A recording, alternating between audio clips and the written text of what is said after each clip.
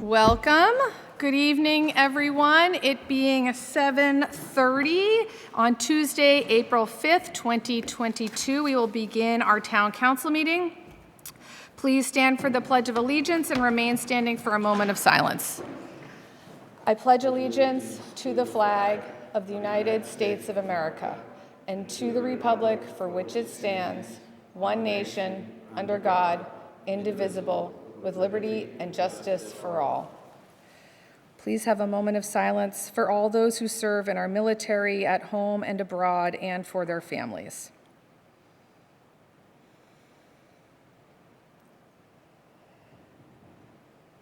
Thank you. Okay, that Clerk Semino, can we have a roll call vote, please? Councillor Barrica. Here. Councillor Flaherty. Here. Councillor Hume. Here. Councillor Mackin. Here. Councillor Maglio. Here. Councillor O'Brien. Present. Councillor Reynolds. Here. Councillor Ringus is not attending this evening. Councillor Ryan. Here. Thank you. Thank you very much, Clerk Semino. All right, we're going to begin with our announcements. We have quite a number of announcements this evening, and I'm happy to begin with promotions from our fire department. The fire department had a ceremony last Friday. I'm going to read the names with the new titles and offer hearty congratulations to all of our firefighters.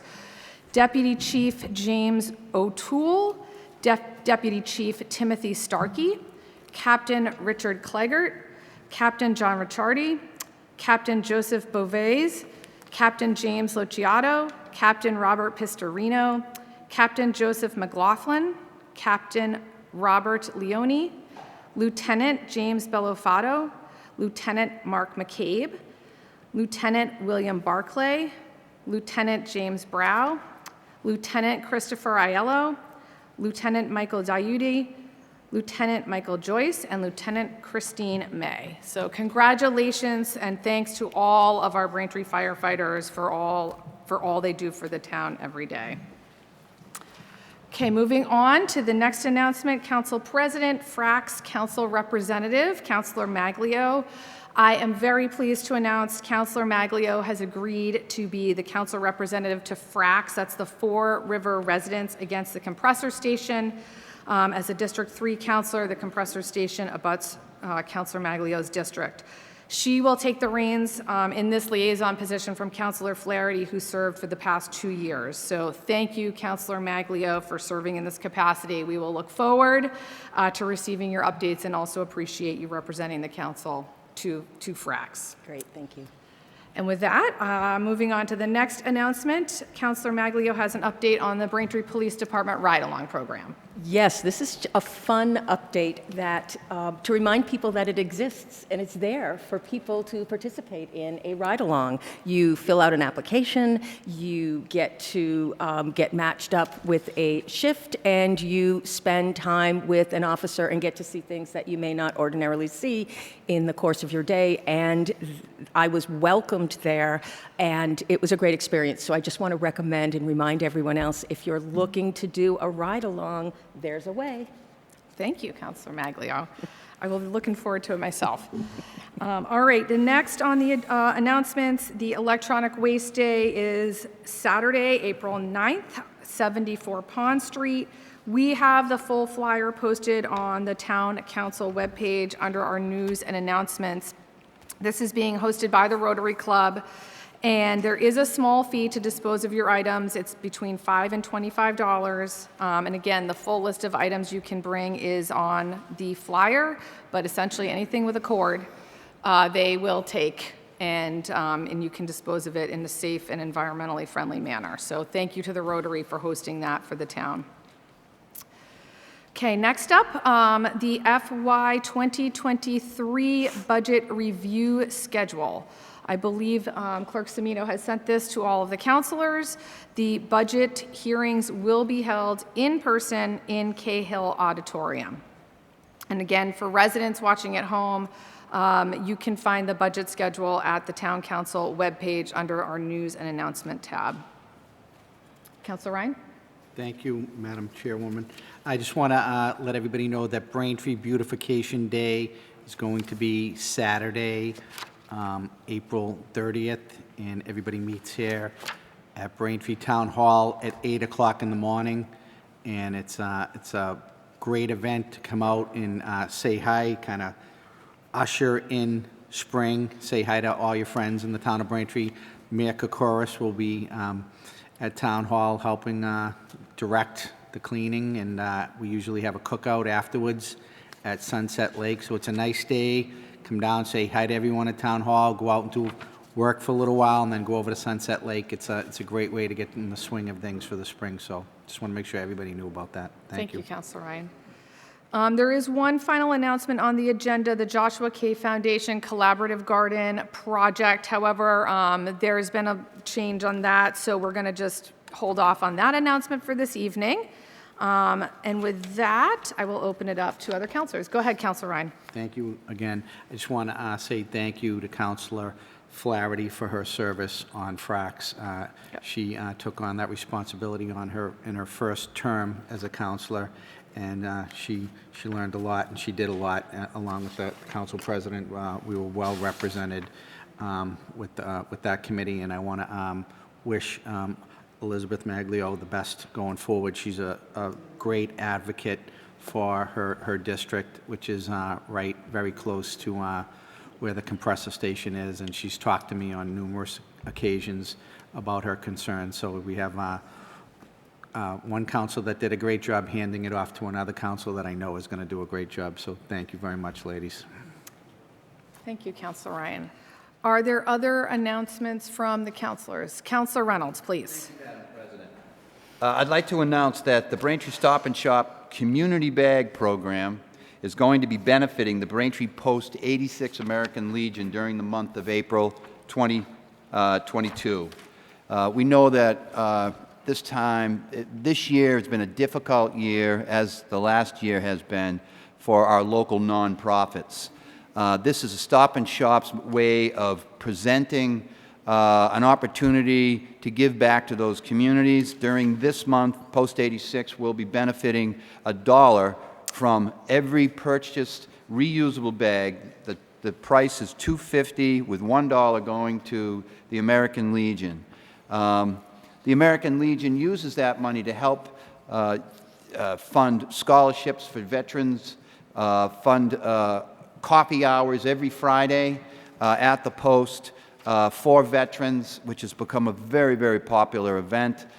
So we do appreciate the efforts of Stop and Shop, and I hope I can encourage all of you to buy a reusable bag. It not only helps the environment and for sustainability, it helps your veterans in this month. Thank you. Thank you, Councilor Reynolds. Appreciate that you're representing Braintree's veterans on the council as well, so thank you for that. Any other announcements from the council? Councilor Maglio? I do have a quick announcement about the compressor station and Earth Day. There will be a major celebration to celebrate our beautiful area here at the Fore River. It'll be a performance that goes over the bridge and lots of activities happening at the compressor station throughout the afternoon with music and information and education and kids' art, and a great way to understand what the compressor station threatens, how it threatens our community, and how we can work together to save our community. Thank you very much, Councilor Maglio. One last thing on my list for residents, the leaf composting site is opened. It opened last weekend on April 1st. Hours are Wednesday to Sunday, 7:15 a.m. to 2:45 p.m.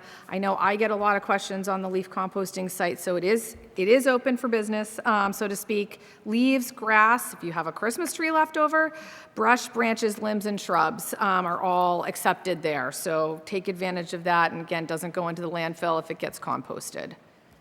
Okay. Any other announcements? All right, with that, we will move on to our approval of minutes for February 15th, 2022. Do I have a motion to approve the minutes? Motion to approve the minutes of February 15, 2022. Second. Thank you, Councilors Ryan and Hume. We have a motion and a second. All those in favor? Aye. Any opposed? That is unanimous. No. All right, if there are no objections from the counselors, I would appreciate it and like to take the agenda slightly out of order this evening. Is that acceptable to my colleagues? Okay, so with that, I'd like to start with motion 22018, the mayor, the authorization to accept donations or take up any action relative thereto. And I will refer to Councilor Reynolds, Chairman of the Committee of Ways and Means, for his recommendation to the council. Thank you, Madam President. The Ways and Means Committee voted unanimously to accept a donation to the town of Braintree from the Braintree Art Association. And with that, that was a unanimous recommendation for approval. Thank you, Councilor Reynolds. Is there anyone from the mayor's office who would like to speak on this matter? Good evening, Madam President, members of the council. Nice to see everybody tonight. As was mentioned, this is a request to accept a very generous donation coming from the Braintree Art Association in the amount of $20,000 to set up a scholarship fund that would be distributed at a rate of $1,000 a year to support a Braintree art student going to college. I don't want to steal anybody's thunder, so it is with great pleasure that I introduce Terry Gorman, who's with us this evening. She is the director and treasurer of the Arts Association and is the, I'm going to say, the founding source behind this incredibly generous donation. So with your permission, Madam President, I would turn the floor over to Ms. Gorman. Thank you. Welcome, Ms. Gorman. Thank Go you. right ahead. Good evening, everyone. Braintree has always been my favorite town, including the one I live in, which is Rockland. I was born here, so my heart goes out to everything Braintree, always did. I can remember years ago, the Art Association had exhibits at the library before this one was built. And as a result, eventually, I became a member of that association, and I eventually became president, which then turned into director, and then treasurer. And as a result of times, people getting older, not able to donate their time to help out, volunteers, it was getting harder and harder, and then COVID happened. We all know what that's like. So as a result, our association went defunct. So no longer being incorporated, I gathered up a few associates that were involved in past volunteers, and we voted how to allocate the monies that was in the treasury. And the largest donation is being allocated to the scholarship fund, which we had been participating in over the years for a scholarship to a student going to college. Very important to, you just have to help the next generation. You have to. So with that being said, I have brought with me a check of $20,000 that I would like to turn over to you for the Town of Braintree Art Association donation, $20,000 for a scholarship of $1,000 per year until it does run out. And I'm so excited for that. Unfortunately, it left $10 in the bank. But that's all right. They said I could keep it. Anyway, I am very pleased with this. I feel good about it, and I can't wait to see what the future will bring from our students. Thank you so much for that lovely announcement. I will ask if my colleagues have any questions or comments. Councilor O'Brien. As a recipient of a grant myself when I went to college. I applaud your effort. I think it is amazing. I think it is very generous. I know that there's a student out there just waiting to be successful, maybe in a particular art school in Boston, perhaps, but thank you very much. That is very kind and generous, and I applaud you for your efforts. Thank you.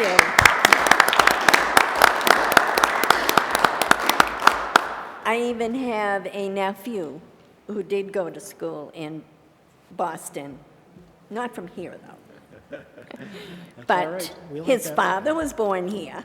That's important. So, yes. Thank you. It goes on, and I know, and I'm very proud to be a part of his future, too. Beautiful. So, who would Counselor like this? Just 1 second, Ms. Gorman. I think we have a few other counselors. Counselor Ryan, go right ahead. I just want to say thank you. I think it's wonderful. You're going to be helping students that, are a senior at Braintree High School now, students that are in the middle school, students in the elementary schools, students that, aren't even born yet. They're going to be, the future students are going to be benefiting from this scholarship. I think it's wonderful investing in the youth of Braintree, so thank you so much. It's wonderful. Welcome. Thank you, Counselor Ryan. Counselor Hume?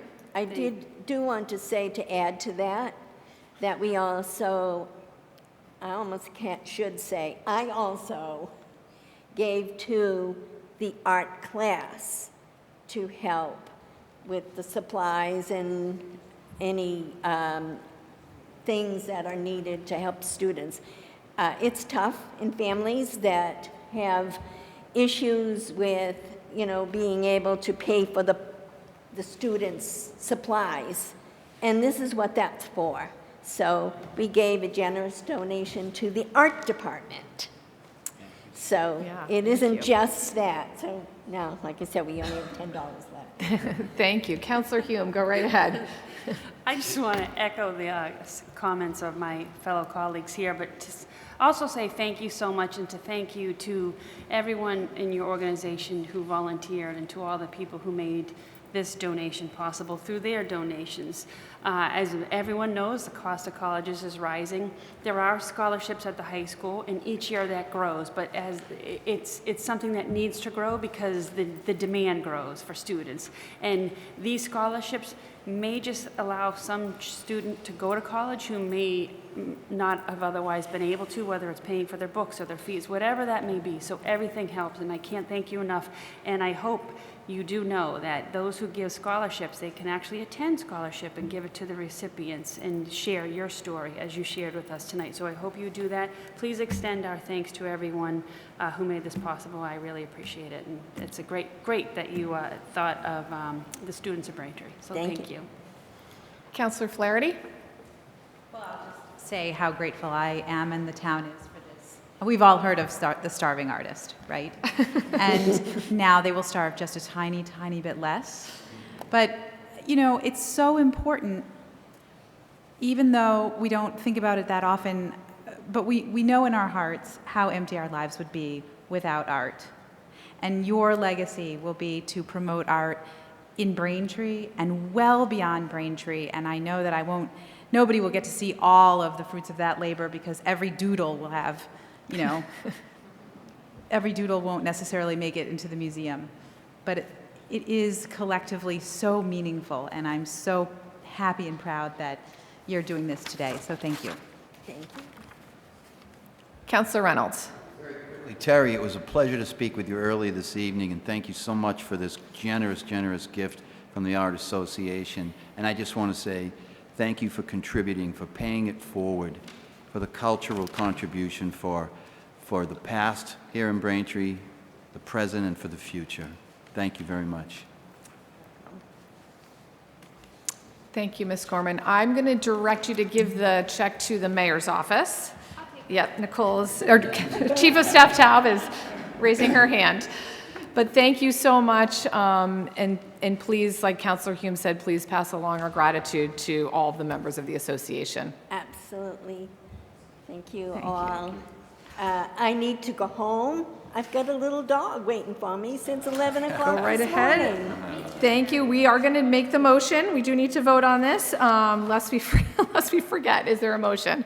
The motion that the town of Braintree be hereby is authorized in accordance with Section 53A of Chapter 44 of the Mass General Laws to accept the following gift upon the conditions attached and herein set forth. Donor, Braintree Art Association, gift $20,000, purpose, art scholarship. So moved. Second. Thank you, Councilors Ryan and Hume. All those in favor? Aye. Any opposed? That is unanimous. Thank you very much, Ms. Gorman. Okay, thanks, and thank you for being flexible, everybody, tonight. Next, we'll take up our National Grid petitions, 22014. We will begin with.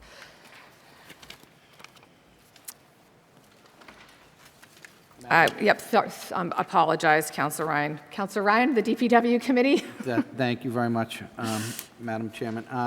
Earlier this evening, the council met, the DPW subcommittee of the town council met to discuss two National Grid petitions. National Grid Petition 22014, which is on Parkside Avenue, and 22016, which is on Sampson Avenue. It's to do to install upgrade the gas mains in those roadways. Both of the roads are not under moratorium. I believe one was done in 2011 and one was done in 2012. Having said that they're not under moratorium, they are both in excellent condition. So DPW staff recommended that after National Grid has done their work, that National Grid reconstruct the roadway in the area of the work, curb to crown, which would be from the center line of the roadway to the curb on the side of the street where the work is taking place. And it's because, again, the roads are in such good condition, and the DPW subcommittee agreed wholeheartedly with DPW staff that it's a great way to minimize the impact that this work will have, even though the repair work on the road was done, 11 and 10 years respectively ago. So we fully supported that. There was a unanimous recommendation for favorable action on both of these permits. And National Grid also agreed that they would put the roads back in that condition as requested by staff. Thank you very much, Councilor Ryan. Is there anyone from the mayor's office who would like to speak on this evening? Okay. Any member of the council? I would like to thank the DPW for ensuring that the roads are restored better than they probably are today. So that is fantastic and much appreciated. Thank you. All right. Well, with that, I believe we do need to vote on these separately. So we'll first take up 22014. Councilor Ryan. Motion the relay approximately 1,070 feet of 2-inch bare steel and approximately 125 feet of 2-inch coated steel with approximately 1,195 feet of 2-inch plastic in Parkside Ave from Walnut Street to 20 Parkside Ave and approximately 235 feet of 1.5 inch bare steel and approximately 75 feet of 2-inch bare steel with approximately 310 feet of 2-inch plastic in Acorn Street from Parkside Avenue to number 67 Acorn Street with staff recommendations. Beld's recommendations, please note Beld has a 115,000-volt oil-filled transmission line located on Walnut Street. Beld Engineering should be notified in advance of any excavation to be performed in close proximity to this line. Beld will provide on-site support and safety personnel at no cost to the project. Beld also has a 13,800-volt underground system on the road. This is in a concrete encased duct bank to be identified through the dig-safe process. Beld also has a 13,800-volt underground system from pole number 1 Acorn Street crossing Parkside Ave, feeding the underground system to Sheffield Drive, and they have attached a map of this system. The DPW has reviewed the subject petition and the accompanying sketch from the gas main replacement on Parkside Ave and Acorn Street. The work is being proposed to eliminate aging gas infrastructure.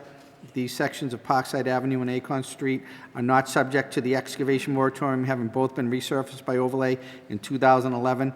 While the roadways are not under moratorium, the pavement on each street is in good condition. As such, the DPW recommends that the petition be granted with the following conditions. A temporary patch shall be placed immediately after the work. The street excavation should be saw cut, backfilled, and compacted in 8-inch lifts paved to match existing asphalt depth with a minimum depth of 4 inches and 2-inch lifts to match the existing street grade. After maintaining the temporary patch through one winter, the permanent patch shall be placed with the following spring. The permanent patch shall be a curb to crown, mill, and overlay with pavement depth of 1.5 inches. They also recommend the requirements be added to the permit. If granted, they'll have a pre-construction meeting with Braintree DPW, and we have the standard language that they can't close the roadway. So moved. Second. Thank you. We have a motion from Councillor Ryan and a second from Councillor Hume. All those in favor? Aye. Any opposed? That is unanimous. All right, we will move on to 22016, and we already heard the recommendation from Councillor Ryan. Is there any councillors who would like to speak on this? Okay, seeing none, I would move to the motion section. The motion is to relay approximately 500 feet of 1.5-inch bare steel with approximately 500 feet of 2-inch plastic in Sampson Avenue from the existing 2-inch plastic near Washington Street to the end of Main at 42 Sampson Avenue with staff recommendations. Beld has no conflicts on Sampson Avenue. DPW has reviewed the subject petition and the accompanying sketch for the gas main replacement on Sampson Avenue. The work is being proposed to eliminate the aging gas infrastructure. Sampson Ave is not subject to the excavation moratorium having been resurfaced by total reconstruction in 2012. However, the roadway pavement is still in excellent condition. As such, the DPW recommends the petition be granted with the following conditions. A temporary patch shall be placed immediately after the work. The street excavation should be saw cut, backfilled, and compacted with 8-inch lifts, paved to match existing asphalt depth with a minimum depth of 4 inches to 2-inch lifts to match the existing street grade. After maintaining the temporary patch through one winter, permanent restoration shall be completed with the following spring. The permanent restoration shall be curb to crown, mill and overlay with pavement depth of 1.5 inches. We also recommend the following requirements be added. If it's to be granted, National Grid must arrange a pre-construction meeting with the DPW staff in Braintree, and the standard not closing the roadway language as well. So moved. Second. Thank you, Councillors Ryan and Hume. All those in favor? Aye. Any opposed? That is unanimous. Thank you very much. All right, we are now going to move on to 22017. Mayor, authorization to enter into a tax increment financing agreement for property located at 400 Wood Road or take up any action relative thereto. And for this, I would refer to Councillor Reynolds, the chairman of the Committee on Ways and Means, for the recommendation on Order 22017. Thank you, Madam President. This evening, the Committee on Ways and Means met over the course of 3 evenings, tonight being the third meeting, to discuss this item and voted 3 in favor, 0 against, and 1 abstained for a favorable recommendation for the full council. Thank you very much, Councillor Reynolds. Is there anyone from the mayor's office who would like to speak on this? Mayor Kokoros? Thank you, Madam President, and I want to thank the Committee on Ways and Means for a favorable vote on this as well. I rise to ask for your approval of this tax incremental finance agreement. I wish to have you join in this historic vote, which will allow us to begin the process of reinventing and redeveloping our community here in Braintree, business community. We have been working with life science, biotech, medical technology companies over the past 2 years. This particular site has been one of the sites that many of the folks have been interested in, and we have finally come to a position where you, the council, have the ability to allow us to move forward with this proposal. I will say that it was a goal of mine from the beginning, and I was fortunate enough to have such a great staff. We put together a committee specifically for these industries to try to facilitate the process and attract these businesses. It was a unique committee because it was a committee that really had never been formed before and had folks from Braintree Electric Light, Water and Sewer, our assessors department, our building, our planning, a number of different departments that were put together to help us promote and bring this type of industry to Braintree. We know that this is the future, not only of the country, the state, but also it is the future of Braintree if we want it to be, and this is our opportunity to take that first step. And I want to thank, on the state level, Margaret LaForest, who has worked with us on every proposal, and we've had a number of different companies that have come through. Not everyone is willing to come. Some like to go to a state called North Carolina, unfortunately. But we feel we have the best to offer here in Braintree. Having our own electricity, having our own water supply, and just having tremendous support from our staff. And Margaret worked with us through the state as well. I just want to give a shout out to Deloitte Consulting and Brandon and Jason, who worked closely with my staff as well. And I just think that, this is an opportunity to forge a new pathway for Braintree and the business community. We know that we need to make changes, and these are the right changes that will bring prosperity to our community, jobs to our community. And when you look at these industries and the value they add to society and the jobs that they bring a much better income for those who are employed by them. So I'm really excited to be standing before you and having the opportunity to present this to you. I think it's a wonderful company, and we've had many conversations through Zoom, et cetera, and really got to know the owners and understand how this company operates, and it really is a tremendous asset to the town of Braintree. So I just wanted to let you know that I'm asking for your support and how important it is for us to move forward with this proposal.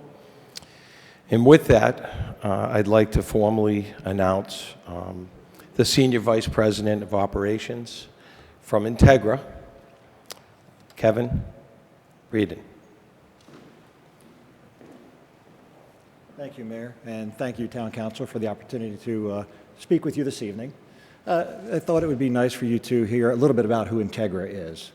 So Integra Life Sciences is a global medical technology company. We have two divisions. One is called Codman Specialty Surgical. The products that we make and sell through that division are basically used for a multitude of neurosurgical procedures. We are the largest neurosurgical company in the world. And our other division is Tissue Technologies. Those products are used for soft tissue repair, wound reconstruction, plastic surgery, et cetera.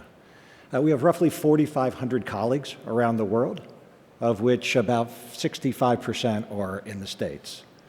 We have 17 facilities globally, and myopically to the one we're speaking about tonight, we have a facility in South Boston that we are going to outgrow in the years to come. So we are strategically looking to where we would like to relocate that facility. Braintree has been selected as one of the final sites that we will consider, because candidly, when we move our operations for the growth that we're talking about, we're equally concerned about our colleagues as much as we are about the products and processes that we're moving. The colleagues up in South Boston, we have roughly 127 colleagues today that we will eventually relocate to this facility if chosen. And we are obligating ourselves to grow the business and the facilities here commensurately with the growth that we're going to expect of that business. Candidly, that's really, I would just end by saying, Integra, we're very proud of what we do each and every day. We make life-saving and life-improving products that are used by surgeons and, more importantly, on patients to improve and save their lives. And that's what the company that we represent. So that's a brief introduction of who we are. I know we're limited for time, so thank you for your time. Thank you very much. And with that, I would like to open it up. Oh, I'm sorry, Chief of Staff Tab, did you want to add something? Madam President, I would just offer an overview of the tax increment financing agreement and its terms before we open to questions on either of the topics. Please do, yes. Okay, great, thank you. Thank you, Vice President Breeden. So this is quite exciting, something that we have been talking about anecdotally for quite some time here, and I'm very proud and excited to be a part of the team that brings it to the council for your review and approval. And just to echo the mayor's sentiments, to thank the Committee of Ways and Means. It was no easy feat, 3 meetings in 3 weeks on a topic that was new for all of us, myself included, and just commend them for their efforts and the incredible amount of due diligence they did as we worked through the process and the terms of the agreement, leading us here this evening with a favorable recommendation. So as you might recall, a couple of weeks ago, we were joined by Margaret LaForest from Mass Office of Business Development, who provided us with an overview of her office with particular attention to tax increment financing and the benefits that it offers to a community. So just as by way of background, there are certain minimum conditions that these TIF agreements have to meet. They have to be at least for a 5-year period and for no longer than a 20-year period. And often what we see is they mirror the lease term that's associated with the tenant or the project that's receiving this benefit. The business, and this is important, continues to pay the base value of the property. The town does not give up any revenue. It continues to collect the base, and then what it affords the tenant is a discount, effectively, or an incentive off of the incremental growth that occurs on the property as a result of certain investments made by the tenant to the location.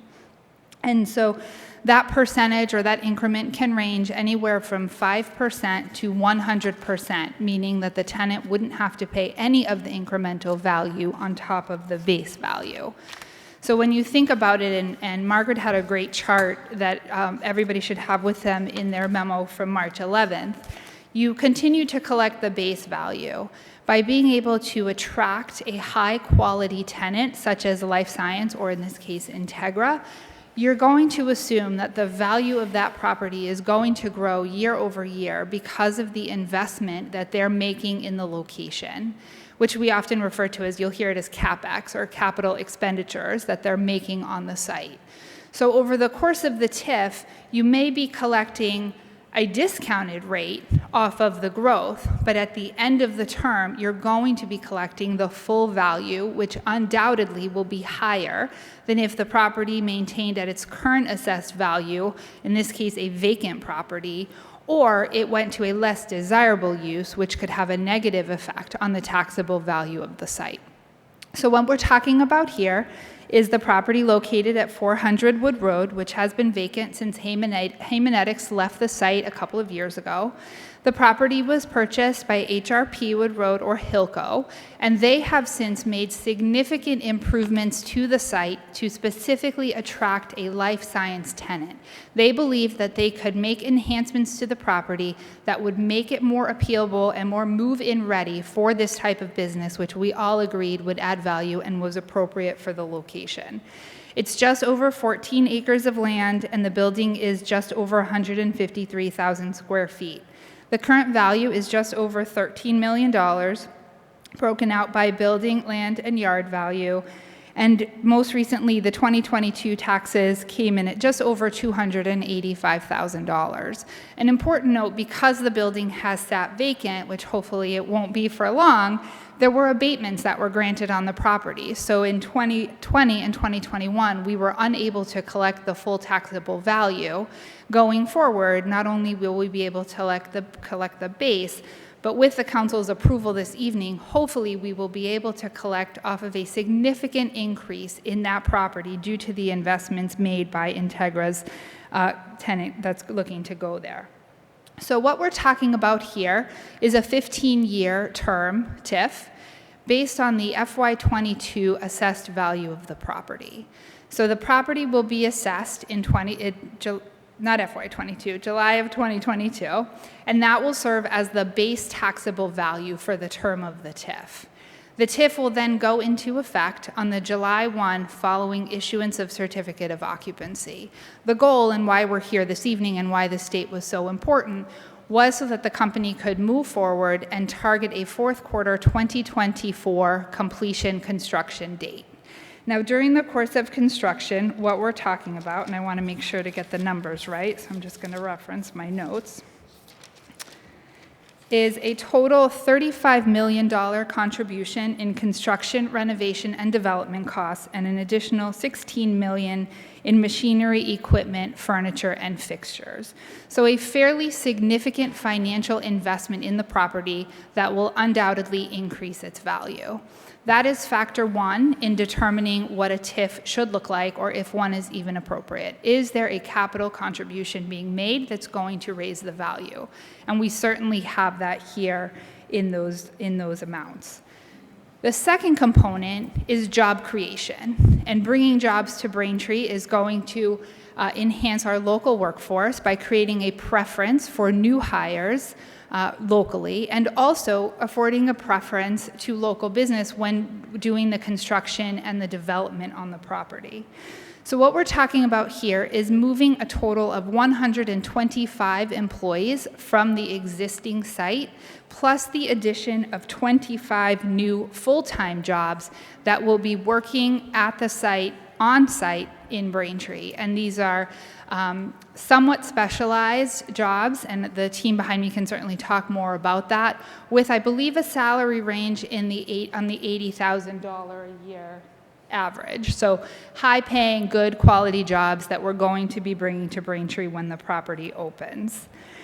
And so with those contributions, the determination was made that a TIF would be appropriate, and over the course of the 15 years of the agreement, it would include a 25% incentive value. So what that means is for the life, each year, the tenant would be responsible for the base value of the taxes, plus 75% of the incremental growth associated with the property. So we will continue to collect taxes off the site, and that will continue to go based on 75% of the annual growth each year, and at the end of the term would then convert to the full value of the taxes, would then come back to the town in the form of revenue. So that is kind of my best general high-level TIF. I know it's a lot, and then with some of the specific details of the property, again, something that's really exciting, and I can't thank Margaret and Brandon and the team from Deloitte for helping us to get here, and with that, happy to entertain any questions either about the TIF itself or the tenant. Thank you. Thank you very much, Chief of Staff Taub.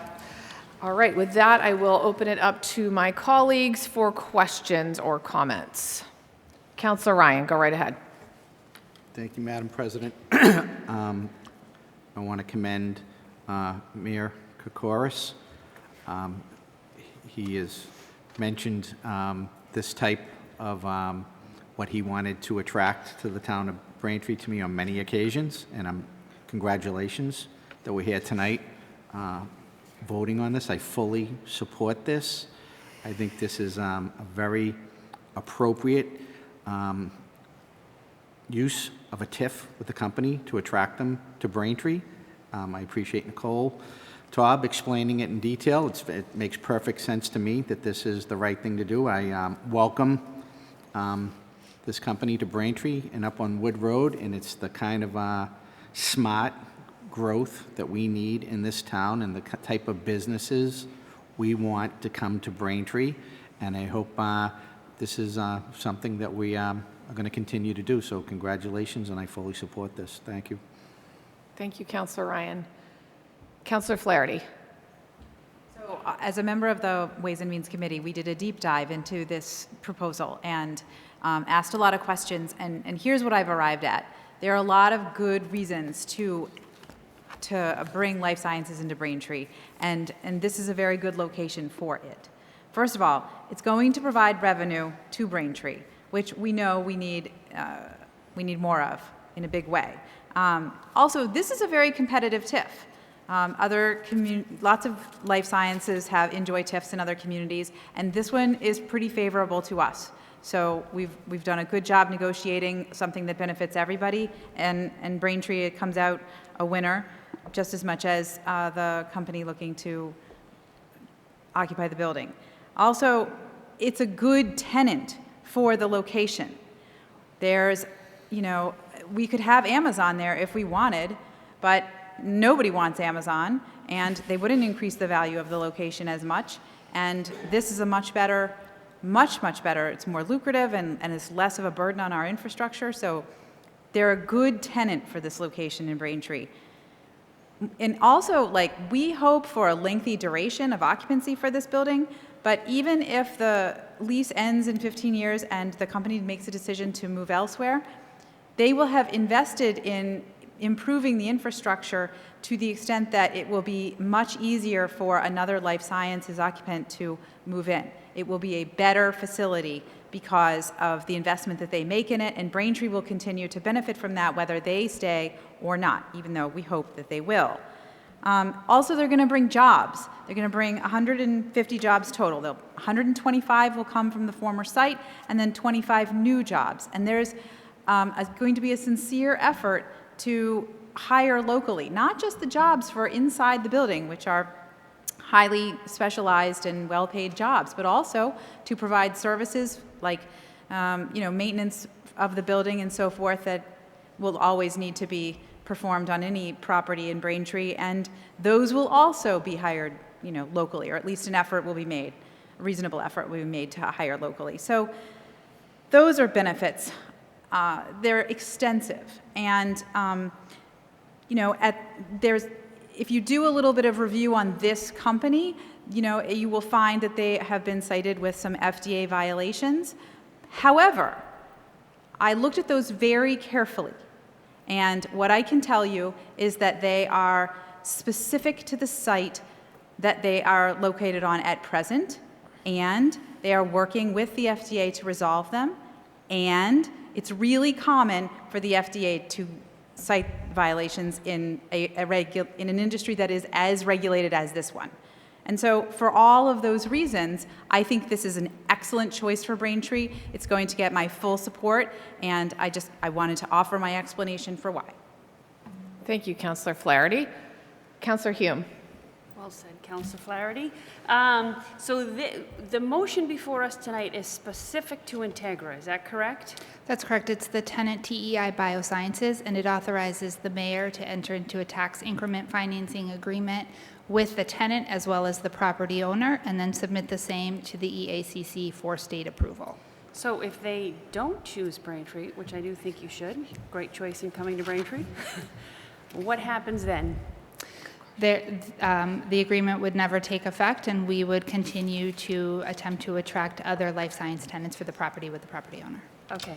Okay, thank you.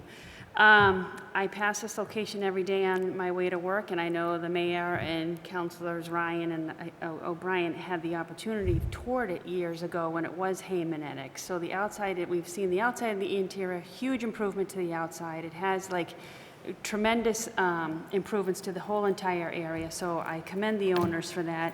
I echo Councilor Flaherty's sentiments. This is something Mayor Kokoros has been working on for years. Great addition to the town of Braintree, great location.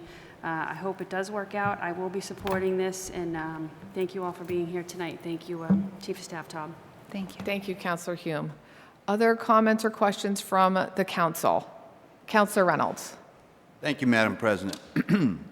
So I want to thank Nicole for all the work that she did. I know she received some tough questions from us. She did receive some pushback for the expedited nature of this review and agreement or recommendation that would allow the town of Braintree to enter into this agreement. So kudos to you on that one. Thank you. I really want to thank also Margaret LaForest from the Mass Office of Business Development, who was an excellent facilitator to bring these two parties together. The governor's office is obviously what I think to be a very efficient operation and facilitator for communities like Braintree. I know that some of the other folks spoke about the benefits of Braintree. I have for a long time felt that Braintree was ideal for this type of industry. Just basically the geographic location, the infrastructure from an electric and a water supply perspective provide great benefits to these types of communities. You know, the TIF is a terrific, terrific tool for communities like Braintree. We're in a very competitive environment right now, as we had heard during our committee meetings, that we are not the only one who's considered here, but we are on the finalist list, and we needed to make an effort. We needed to understand that there has to be a give and there has to be a take. And this is what I consider to be an excellent deal, this TIF. It is a very, very well-crafted deal. I think that it works ideally for both parties, and I think I heard that this evening. And again, I just want to personally thank the members of the Ways and Means Committee for their due diligence, the way that they rose to the request to expeditiously to dig down, perform that kind of due diligence, and having served now for just over 3 months with this, with all three of these committee members here this evening. They're a terrific, hard-working group. They don't leave stones unturned. So I think Madam President and the Council could feel very confident that the due diligence, the effort that's been put in here to provide you with a recommended approval on this vote this evening, I think it stands as a testament to the hard work that this committee has done, but it's a testament to all parties involved with this. So I thank you all. And I believe that this, again, just wanted to reemphasize that this is a really great deal for Braintree. In this highly competitive environment, this is a good deal, if I haven't said that already. Thank you. Thank you. Thank you, Councillor Reynolds. Councillor O'Brien.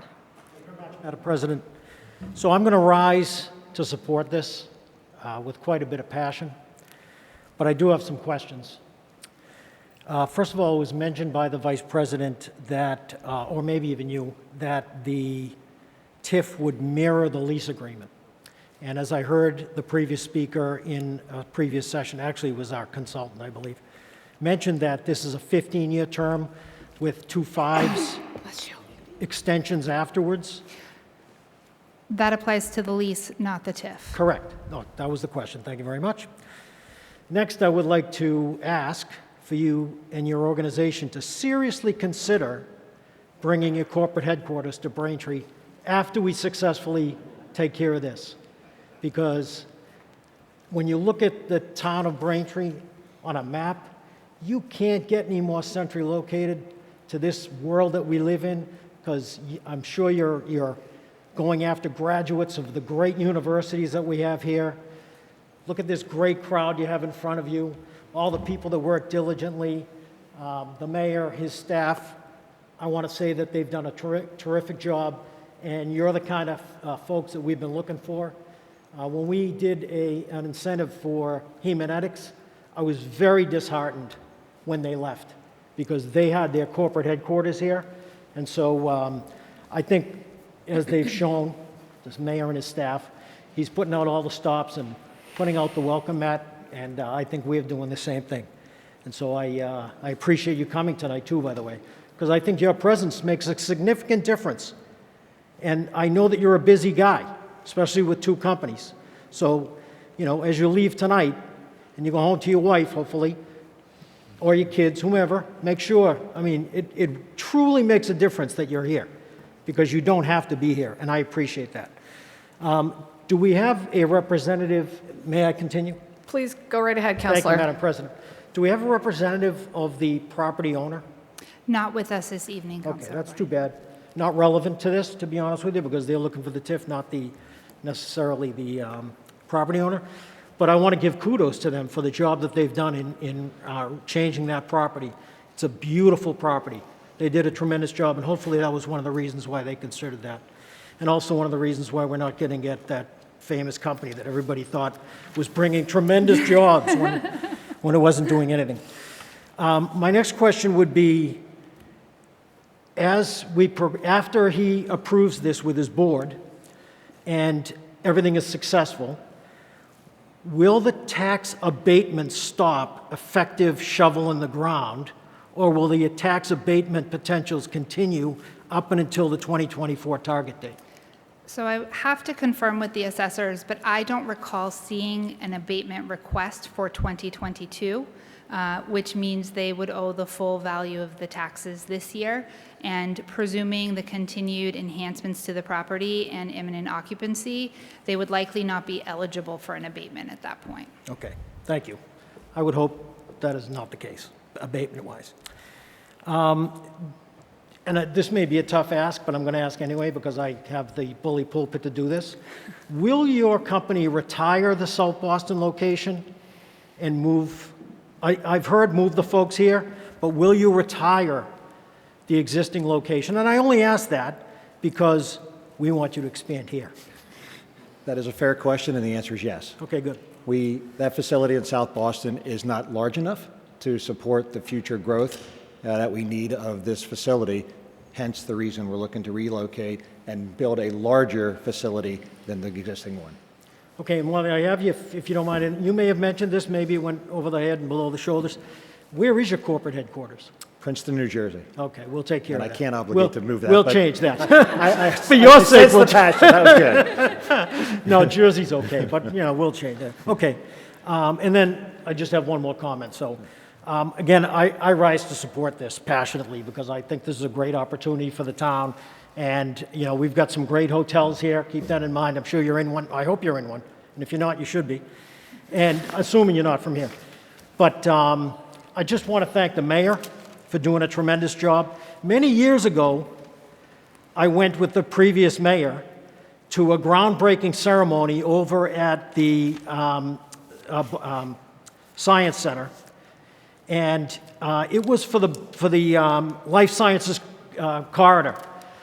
And while we have other institutions here, for example, Braintree Life Sciences is here, there's a couple of others, I don't think that we have a sizable one like the potential for this one here. And so this could establish us as a location of choice for other life science companies. So I thank you for your diligent effort. I thank you for your consideration. I know you've worked your tail off, and so I thank you for that. I thank the speaker that came previously who passionately discussed the whole process. And yes, it was a lot. And yes, it's a lot of math. And I don't know how you sleep at night or whether you sleep at night, actually, with all the work that you do.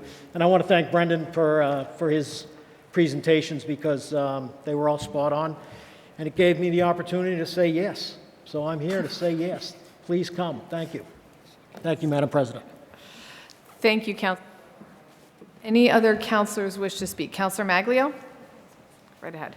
I also echo the positive comments that have been made tonight in terms of your business, in terms of your life-saving technology, in terms of the importance of this to Braintree.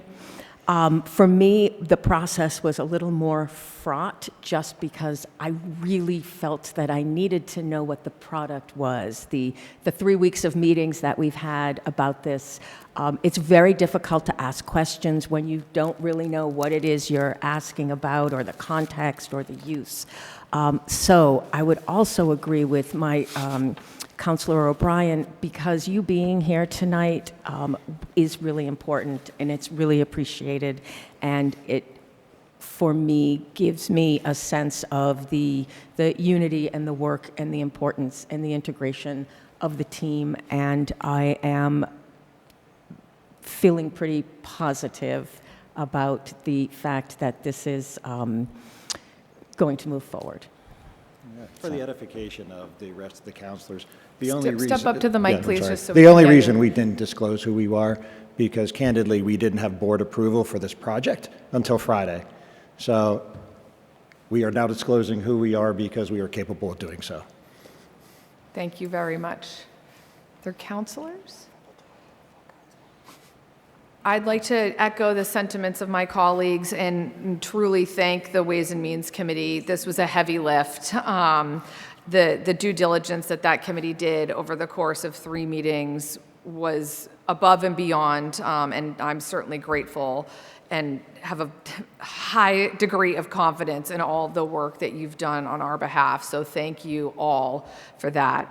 I think in terms of dollars and cents, the town stands to gain so much more than we are offering to give up, upwards of double of what we're seeing in that property today.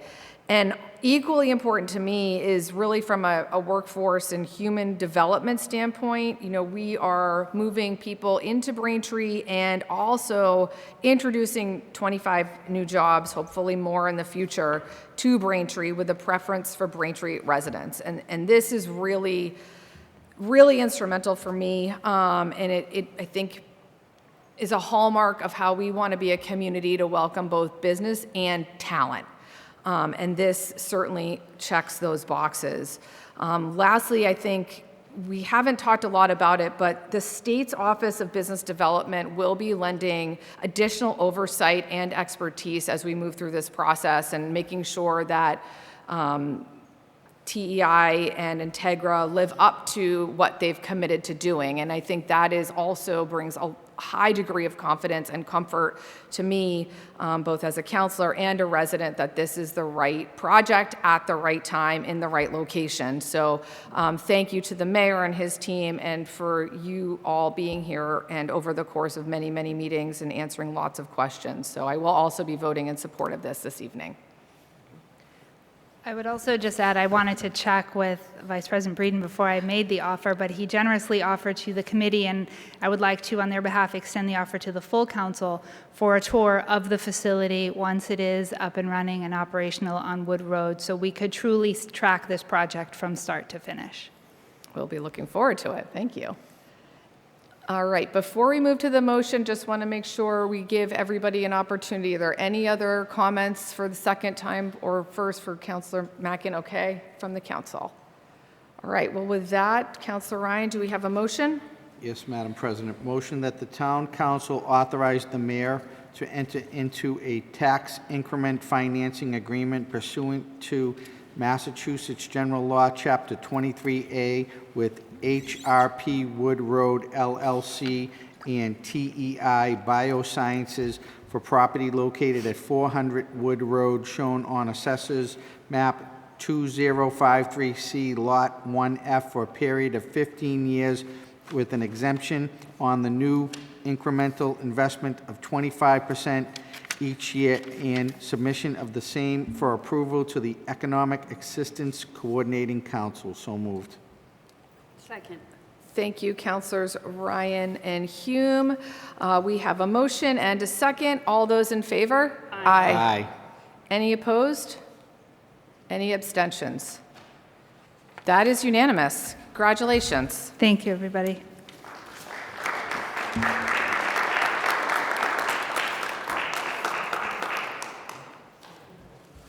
Okay.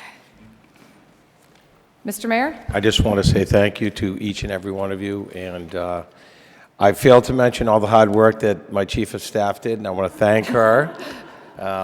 We know. But more importantly, I just want to thank each and every one of you for being part of this and making it happen. Thank you. You're welcome, Mr. Mayor. Thank you. All right. All right, with that, we will now move to 22011, Landing Apartments LLC zoning petition amendment to to the Table of Principal Uses, Section 135-601, take up any action relative thereto. All right, and because this is a request to change the ordinance, this is a public hearing. There are 4 steps involved. So first, we are going to open the public hearing. Then we will open it up for comments from the mayor's office or council present, the council, different spelling of council, and the public. And then we will close the public hearing, and then we will vote. So this is also to be noted, this is a zoning ordinance. It does require a supermajority, which is 6 votes to pass. So with that, is there a motion to open the public hearing for order 22011? So moved. Second. We have a motion from Councilor Ryan and a second from Councilor Hume. All those in favor? Aye. Any opposed? Okay, thank you very much. With that, we will open the public hearing. So I will refer to Councilor Hume, the Vice Chair of the Committee on Ordinance and Rules, for a recommendation on Order 22011. Thank you, Madam President. The Committee of Ordinance and Rules met last week and voted unanimously for a favorable recommendation to the full council on Order 22011. Thank you very much. And I see we have Attorney Marinelli here. Would you like to speak on behalf of your client? Sure. Just briefly, President Berkey and members of the Town Council, Frank Marinelli, I'm pleased to appear this evening on behalf of Landing Apartments, the owner of Landing 53, the redevelopment in Braintree Weymouth Landing. With me is Josh Katzen. Josh is the managing partner of the owner, Landing Apartments.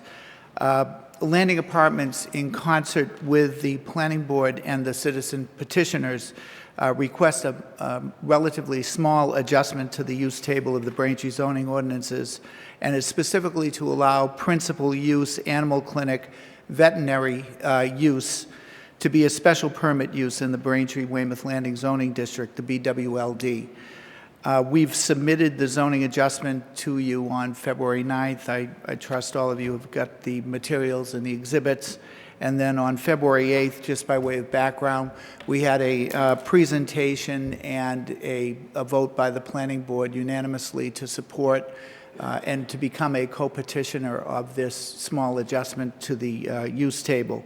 And then on March 8th, we were before the Planning Board again for a public hearing, and the Planning Board voted unanimously to recommend favorably to the Town Council. And on March 28th, as the Madam President reported and Councilor Hume reported, we were before the Rules and Ordinance Committee, and the Rules and Ordinance Committee voted unanimously to support the proposed zoning adjustment.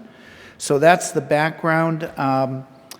With respect to the proposed use, we would submit respectfully that the proposed use, veterinary use, is one of low impact. It's really benign and needed, and it is one that is less intense than some of the uses by right that are provided in the use table. For example, a human medical clinic is a special permit use that has more intense parking requirements than, for example, the veterinary clinic does under our bylaws. The so-called doggy daycare that the council approved in June of 2021 is a retail use that would be allowed by right. And just by way of background, the Landing 53 development was a pioneering and transformative development in Braintree Landing. I would be remiss if I didn't give Mr. Katzen a lot of credit, because as some of the councilors who were there in 2013 know, the PWED grants were used to create a template for private investment. The PWED grants performed sidewalk improvements, the canoe path, the canoe launch, street lighting, a lot of infrastructure to spur private investment. And Mr. Katzen and his company were the first company to invest approximately $50 million in developing Landing 53. And we work with many of the councilors, and most particularly Stephen O'Brien, who was the councilor during that whole process. And I know that Councilor Ryan, many of you were participatory in that pioneering investment and development, which spurred the development that has now occurred on the Weymouth side and more on the Braintree side. We have wind properties that has been designated with the former Belt site, and we received planning board approval for that. So all of that was spurred by Mr. Katzen and his investment of over $50 million. So the 172 units, the residential units that were constructed, rented very quickly. And we've created a community within a community. And reflective of national standards, the residents at Landing 53, 50% of them approximately have dogs or cats, pets. And so there is a need in Landing 53 that is reflective of national statistics, regional statistics. You have before you over 950 digital signatures who support the proposed adjustment.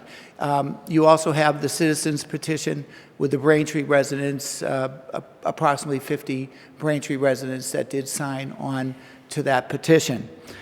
So that is the background of the property, the background of the proposal. We intended to have Christy DeAndrea here this evening. Christy DeAndrea is the proposed tenant for the final 3,000 square feet of commercial space at Landing 53. Many of you have looked at Landing 53 for years now. It was constructed in 2015. For over 4 years, the commercial space, which industry reps will tell you is the hardest to lease because of so much online purchasing, and it really has to be filled. When you do a mixed-use development, the commercial is sometimes the hardest to fill, and Josh would tell you more about that, but we'll be brief. But it took 4 years to lease 12,000 square feet of space, whereas 172 units, and indicative of the residential demand and the apartment demand we have, and we have a community of all generations, whether it's grandparents, parents, and children. So we have a multi-generational community there. We've finally leased the first floor commercial to Rivershed Restaurant and also to Keller Williams. And so there's a final 3,000 square feet that the Veterinary Urgent Care Center, which is owned by Christy DeAndrea, would occupy. And I know Councilor Maglio has met Christy DeAndrea. Also, the mayor met with Christy DeAndrea on January 27th. Christy would be here tonight, but she has work duties with her clinic, and she also has a young child. So, but just by way of background, you have her curriculum vitae, I think is exhibit number 5 to the materials that you have. She's a graduate of Tufts Veterinary School. She's also authored many industry articles that are in her curriculum vitae. We've also given you, by way of full disclosure, because when you do a rezone or an adjustment, sometimes it's just generic. But because this is a multi-year lease, the parties we're talking about are the parties that you see, Josh Katzen, the owner, and also Christy, who has her business right up the street. She founded Veterinary Urgent Care Center in 2017, and since then she's developed, as a woman in business, she's developed 3 locations: Quincy, Easton, and Plymouth. And so what she would do is she would close the location in Quincy, which is about a mile up the street on Quincy Avenue in a small plaza, and she would move to the final 3,000 square feet at Landing 53. So those are the parties that are involved. The use itself as a matter of policy is benign and needed. It's less intense in terms of parking and impacts than some of the retail uses that could go into Landing 53 commercial space right now. You should know that the space is fully approved. It's fully constructed. It's brand new. It's just never been occupied. So we are pleased that we have 9,000 approximately of the 12,000 commercial space occupied, and this would be the final use. And we think it's one that creates very good synergy with the area, and also is consistent with the intent of the landing district. Many of us met at the Viking Club for years talking about rezoning the landing, and it never happened until around 2013 when finally the rezoning came in on both communities, Weymouth and Braintree, and all of the investment and all of the development that was intended to produce more dense residential, reflective of transit-oriented development. Her business is one where it will be primarily pick-up and drop-off. It's emergency care. It is not something like the animal hospital that you see on Columbian Street. That's 30,000 square feet by comparison. This is 1/10 the size of that space. This is truly a small business that fulfills the intent of the Braintree-Weymouth Landing District, which is residents supporting small businesses and vice versa, businesses that people need. So with that, we're happy to answer any questions, and we apologize that Chrissy isn't here this evening, and she sends her apologies. She intended to be here. But thank you for your attention. Thank you, Attorney Marinelli. Just one moment. Is there anyone from the mayor's office who wishes to speak on this before I take other comments? If I may, Madam President, I can provide any commentary. You have to use the microphone. Thank you, Director Santucci-Razzi. Good evening, Madam President.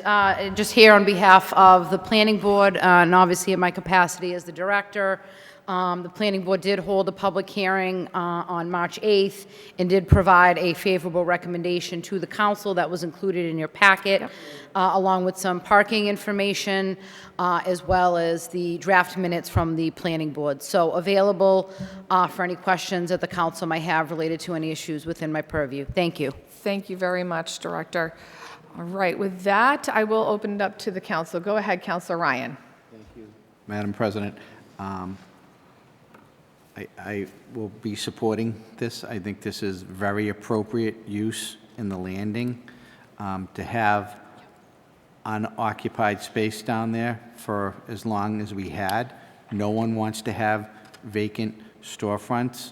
I believe that the existing location is in the where Roach Brothers is, and that's closing. So having this, I think it's maybe a stroke of luck that with Roach Brothers closing, that they'll be moving right down the street. There's a need for this business in the landing. You know, a lot of folks in Braintree and a lot of folks in the landing have pets, and pets are part of the family, and pets need help, and it's a good opportunity. It's a good match, in my opinion. So I will be fully supporting this. Thank you. Thank you, Councilor Ryan. Councilor Hume. Thank you, Madam President. Thank you, Attorney Marinelli and Mr. Katz. And Chrissy was at our Ordinance and Rules meeting and did give all her commentary. I was supportive of it in the committee, and I will again tonight. There was extensive talk on parking, and because we're here at the full council and this is televised, I just want to reiterate some of the points that I made there. So we are here for an amendment to the table of the principal uses. I'm well aware of that. Parking's not part of this, but we do have a parking issue with the current zoning. Parking needs to be addressed, as we talked about in the ordinance and rules, and it was mentioned that a detailed review of the parking will take place, because right now residents have one parking space underneath that they have to pay $75 a month for. They can get a parking pass to pay in the outside lot, but that is only good from 10 p.m. to 8 a.m. So if you're a resident and you're a couple or you're with a friend or whatever, there's two people, you have two cars, you're a commuter residing there, and I've spoken to a couple of the residents there who do have an issue. As I mentioned in the committee, it's not one, plus also residents who visit for various reasons. Parking is an issue. It is trouble. It's problematic. I know myself of frequenting business there at the night and the weekends. Parking is an issue. Residents have been towed because of that sticker where they have two vehicles, because they commute to work and they have to leave their car at their house. They're now leaving their cars at family or friends who live within town, which is, it's not ideal, it's an inconvenience. I know I park all my cars out front. I live in a home. You want to park where you live. So I can't stress this enough. We've got to address the parking. We've been talking about this for years, going back to Mayor Sullivan about the parking. There was so many spots available prior to this. We did sell the lot. We did vote for it. And what was mentioned, I believe Mr. Katzen mentioned, or maybe Attorney Marinelli, with the Weymouth project, we're going to get some spaces back. But with this coming before the planning board for the special permit, I hope, and I will be looking forward to conversations on the parking, because there's the minimum requirements are being met, but they're not enough, and they're not good enough for our residents. We can do better. Okay? Thank you. Thank you, and I think Councilor that, Hume. Go right ahead, if you Attorney want me to Marinelli. address that now, or I can wait. But at the time of approval, every parking requirement was met by this project. For example, there are 172 units. It's a 0.8 statistic per unit. We have a 196-car garage. We have 46 parking spaces in the back. We have 242 parking spaces, 35 of which are available on a non-exclusive basis to the public as well. So, you know, just to be fair to Landing Apartments, the parking criteria was met at the time of approval, and in fact, page 7 of the decision, 2015-11, talks about the fact that there's a surplus. So whatever anecdotally somebody has experienced, and, you know, as Councilor Hume points out, the special permit that you're enabling is something that's handled at the planning board level, where the details of Christie's operation or any veterinary operation will have to be fulfilled, and we will fulfill that. One thing I do want to point out, however,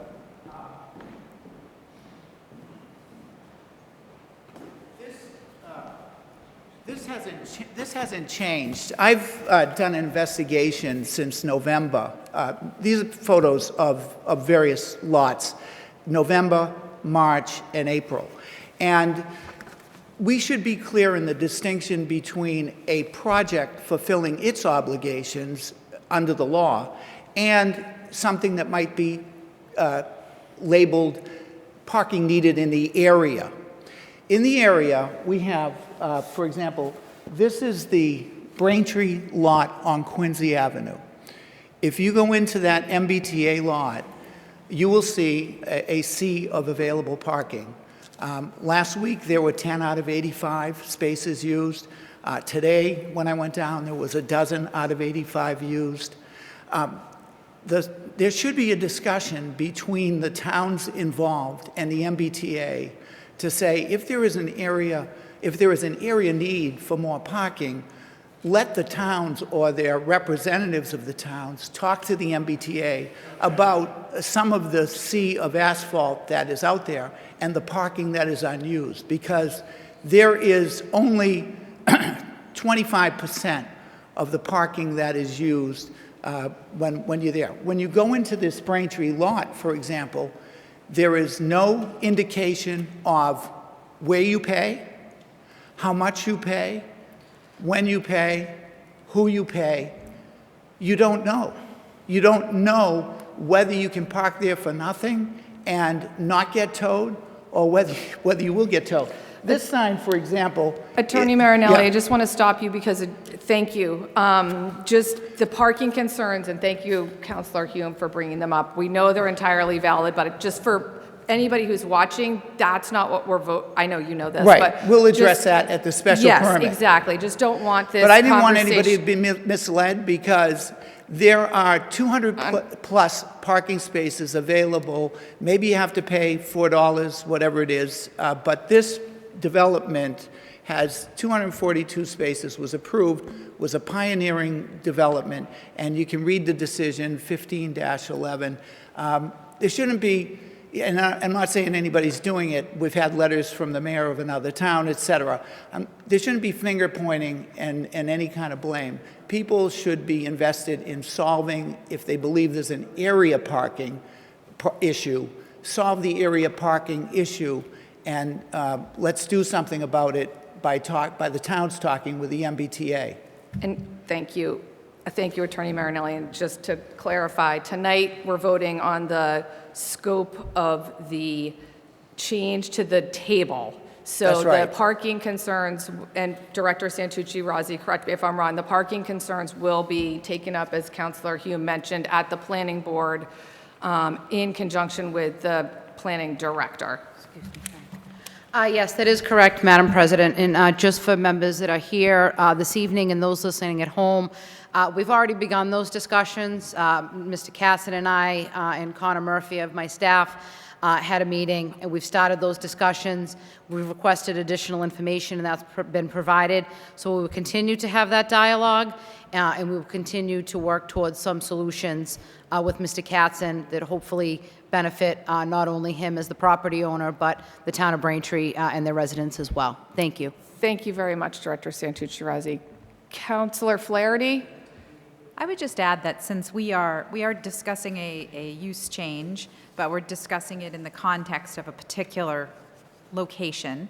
So the only thing I think really is relevant as far as parking is concerned here is that there's not really any reason to believe that a veterinarian clinic would, by definition, introduce a particular parking burden over and above what another commercial use would create.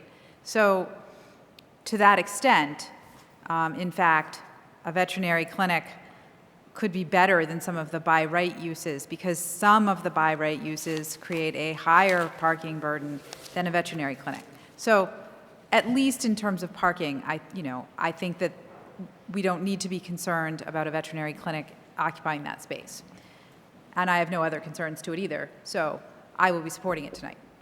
Thank you, Councilor Flaherty. Councilor O'Brien? President, thank you very much. Ladies and gentlemen, I just want to say I appreciate the passion of the owner's representative, and I recognize what is trying to be accomplished here. However, I rise against this permit change, and I'll tell you why, ladies and gentlemen. For sitting in this seat the many years that I have, oftentimes something innocuous, or as the gentleman said, relatively small, that comes before us is an ever-changing, everlasting change. So yes, this is about the gentleman's 3,000 square feet. And yes, this is about the desire for a tenant to go into that 3,000 square feet. And we know we don't want empty spaces in our town. We'd love to have every property populated, not vacant. We have many vacant properties that are in disrepair. However, let's focus on the problem here. The problem is a parking problem. That sounds like it's going to be resolved and discussed. As we talk about the particular tenant, we have, from my count, at least 6 other animal hospitals, surgical locations, veterinary clinics, right in the neighborhood. 0.3 miles away is one Weymouth cat clinic, 0.3 miles away to the south. We have an established urgent care facility approximately 2 miles away where this potential tenant used to work in Banfield Pet Hospital. That's 2 miles west in the PetSmart facility. We have the very large VCA Animal Hospital, which is only 2.9 miles away, and even the applicant mentioned its inordinate size as compared to the 3,000 square feet.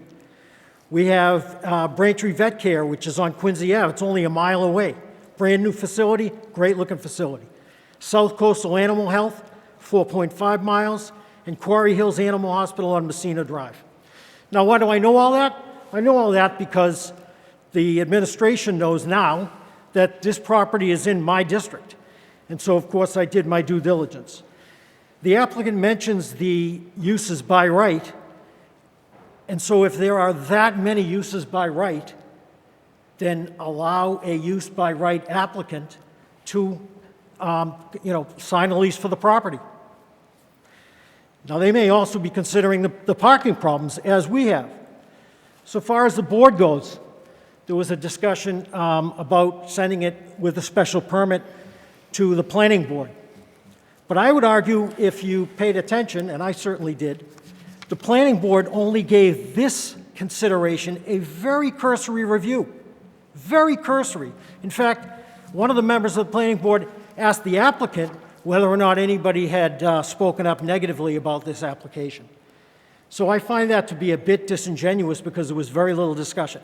Now, I'll also admit that there was nobody in the, much like there probably won't be tonight, nobody in the audience, in the public session to come up and talk about this.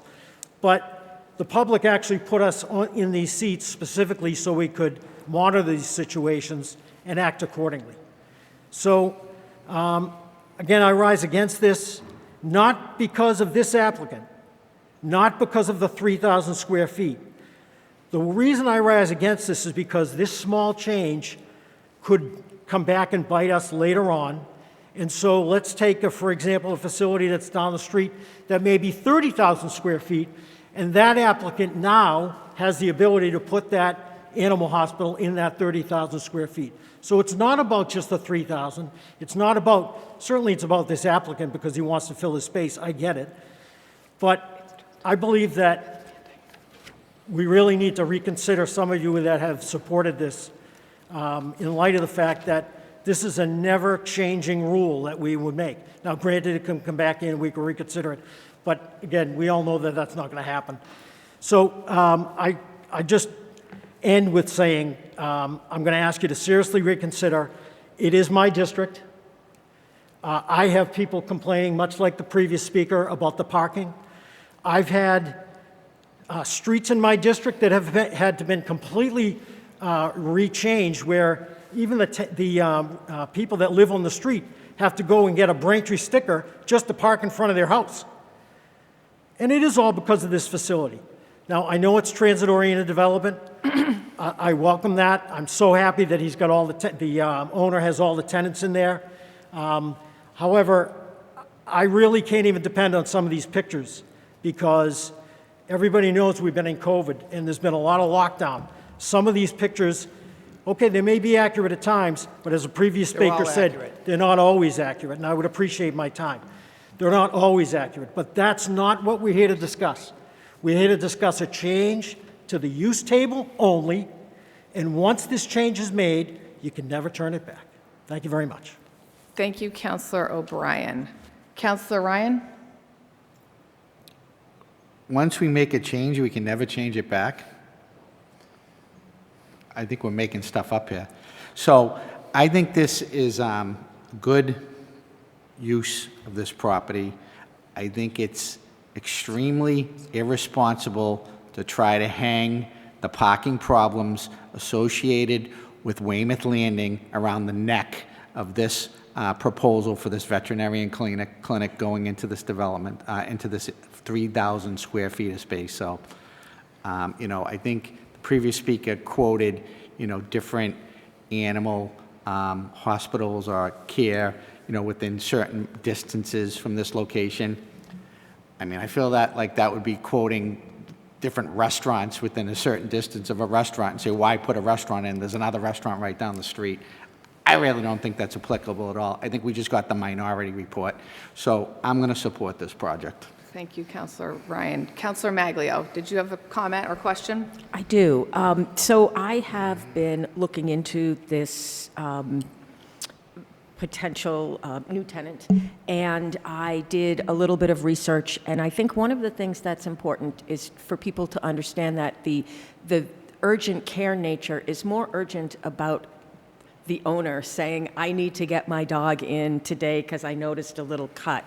It's not urgent care like surgery or my dog was hit by a car and you rush them somewhere. Those would continue to go, the way I understand it, those kinds of incidents would continue to go to a fully operational veterinary hospital emergency care. The urgent in urgent care is my dog's allergic to bees and he just got stung on the cheek and he needs something and I can't wait for my vet because I can't get in, because that's the other piece of this, is that there's a critical need for veterinarians. They have been overwhelmed, much like other medical professions, but in addition, there is a shortage of veterinarians, which is why you have to wait 7 weeks for an appointment for various kinds of care for your animal.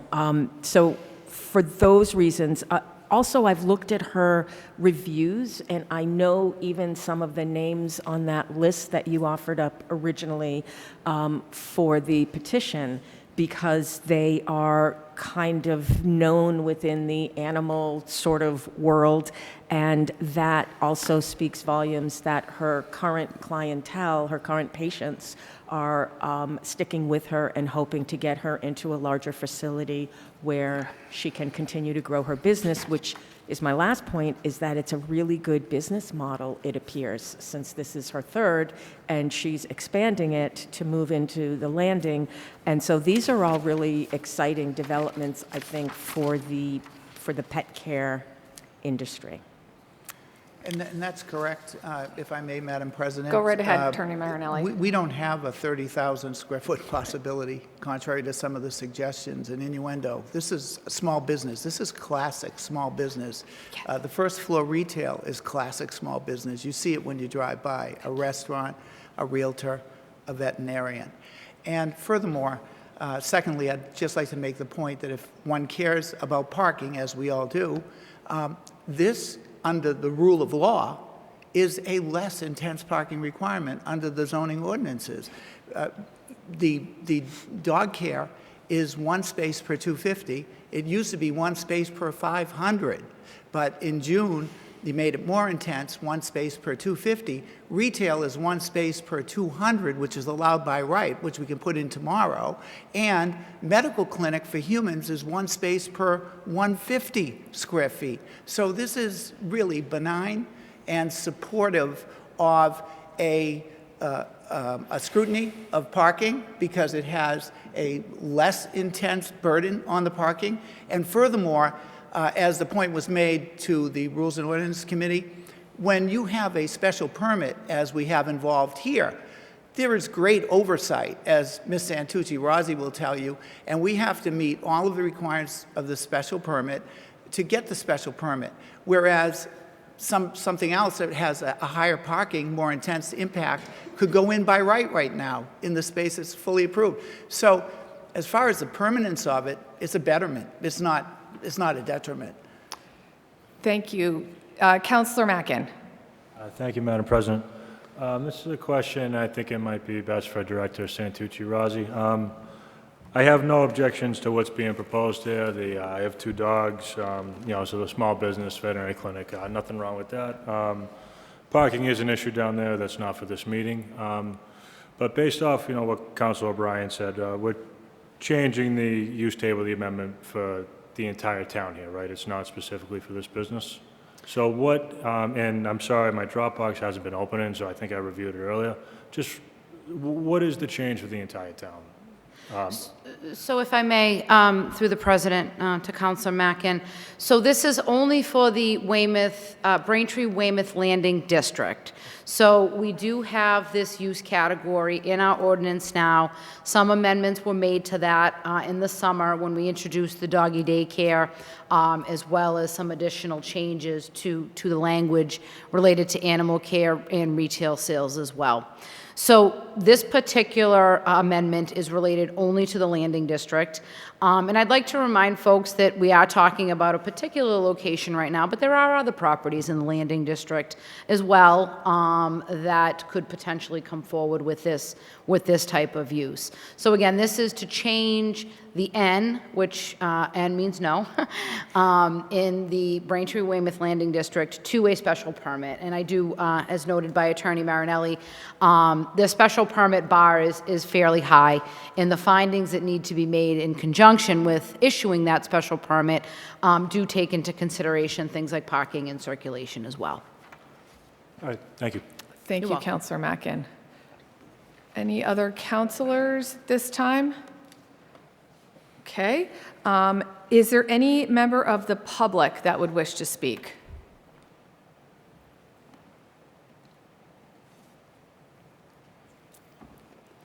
Just going to see if anybody changes their mind. Okay. With that, I would like to add, I will be in full support of this ordinance change this evening. We haven't talked a lot about this tonight, But the council made a change around animal care last year. I believe, it's potentially a lack of imagination or foresight that we excluded this use from that change. And I believe that, adding a special permit for which the bar is very high and for which I have faith that it will, all the appropriateness for the special permit will be directed by the planning director and the planning board. And I think that this is an excellent opportunity for the residents, for the business owners, for the landing. And again, it's only applicable to the Braintree-Weymouth Landing District. And I'll be looking forward to supporting this. And please give Miss DeAndrea my best. Thank you. Thank you. Anybody else? All right, with that, is there a motion to close the public hearing for Order 22011? So moved. Second. We have a motion by Councilor Ryan, second by Councilor Hume. All in favor to close the public hearing? Aye. Anyone opposed? Okay, that is unanimous to close the public hearing. We will now move on to, is there a motion for Order 22011? Yes, Madam President. Motion to approve as submitted Order 22011 zoning petition amendment to the table of principal uses, in parentheses, the use table, Section 135-601 Braintree zoning ordinances, BZO, to change principal use category animal clinic or hospital from no, and in parentheses, to special permit, SP in parentheses, in the Braintree-Weymouth Landing District, BWLD. So moved. Second. Thank you, Councilors Ryan and Hume. We have a motion and a second. All those in favor? Aye. Anyone opposed? Any abstentions? Okay, that is 7 in favor, 1 opposed, 1 absent. Congratulations. Thank you very much. Thank you. All right, next item on the agenda is 22012, Mayor Zoning Bylaw Text Amendment, Inclusionary Housing, and associated revisions or take up any action relative thereto. So I just want to let folks who may be watching at home know there are very specific guidelines for timing around opening a public hearing on a zoning ordinance, which is why this item is on the agenda. However, this order is still being discussed at the planning board, and the council is awaiting the recommendation from the planning board. So once the planning board's recommendation is received, the Committee of Ordinance and Rules will take this up for debate and discussion. Once the Committee on Ordinance and Rules has its recommendation, it will then come back to the full council as a public hearing. So with that, I'm going to make a motion to open the public hearing, which we are required to do. Then I'm going to make a motion to continue the public hearing. And I know there is a lot of interest in this ordinance, so we are going to continue to notate on our agenda when we will be able to actually hold the public hearing here at Town Hall. So keep your eyes open, but that's why you're going to continue to see this on the agenda for a while longer until all of those previous steps are accomplished. So with that, is there a motion to open the public hearing for Order 22012? So moved. Second. Thank you. We have a motion and a second by Councilors Ryan and Hume. All those in favor to open the public hearing? Aye. Anyone opposed? Okay, not 8 in favor. And now is there a motion to continue the public hearing for Order 22012 to April 26, 2022 at 7:30 p.m.? So moved. Second. Thank you. We have a motion and a second by Councilors Ryan and Hume. All those in favor to continue the public hearing? Aye. Aye. Anyone opposed? Okay, that is unanimous. Thank you very much. Okay, let's see here. So next we will move on to 22019, request for appropriation, CPA appropriation for the Nathan Bulgia Park and Street Hockey Rink, or take up any action relative thereto. This is also a public hearing. So is there a motion to open the public hearing for Order 22019? So moved. Second. Thank you, Councilors Ryan and Hume. We don't need a roll call vote anymore. All those in favor to open the public hearing? Aye. Anyone opposed? Thank you very much. So with that, I will refer to the committee chairman on Ways and Means, Councilor Reynolds. Thank you, Madam President. The Committee of Ways and Means met last week and voted unanimously for favorable recommendation to the full council on Order 22019. Thank you very much, Councilor Reynolds. Is there anyone from the mayor's office who would like to speak? Good evening again, everybody. I want to apologize first for the mayor. He had to leave, but he wanted me to just relay what, again, another great project we have before us this evening and another great use of Community Preservation Act funds. This is a project seeking funding in the amount of $450,000, $200,000 of which would come from the Open Space Recreation Fund, and $250,000 of which would come from the unreserved fund. And it would serve to offer renovations to the park and street hockey rink located at 144 Wildwood Ave, which is adjacent to the Highland School. This is a project that would not be possible without Jeffrey Osman, who was a friend of Nathan Baliga and also a community advocate, and also Councillor Mackin and Acting Recreation Director Chris Griffin, who is with us this evening, as is Jim Arsenal, Director of the DPW, and Ed Spellman, Director of Finance, and we've already seen or heard from Director Santucci Razi. But on behalf of the mayor, I want to extend our great thanks to Councillor Mackin specifically for bringing this project to our attention and really for spearheading this application as we move it forward to this evening.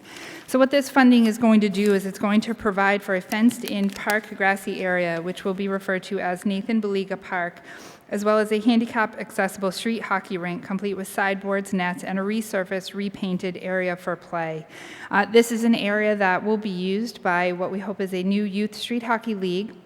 The Recreation Department will be able to utilize the property to host summer clinics and playground programs, and the Highland School will be able to continue to use the area for physical education and kickball. And I should also note that this project has the full support of the Highlands Elementary School principal, the Highlands PTO, as well as the Braintree Youth Hockey Program and the Highlands community. In addition to the physical improvements to the site, what this is also going to offer an opportunity for is to raise awareness for the Sarcoma Foundation in Nathan's memory, which is, I think, a truly admirable endeavor that more than justifies the use of CPA funds for this project. And with that, I'm certainly happy to entertain any questions for myself or for any of the representatives of the project that are with us this evening. Thank you. Thank you, Chief of Staff Taub. Is there any member of the council who would like to speak on this? Councilor Ryan? I don't know if I want to, I wanted to defer to Councilor Mackin first.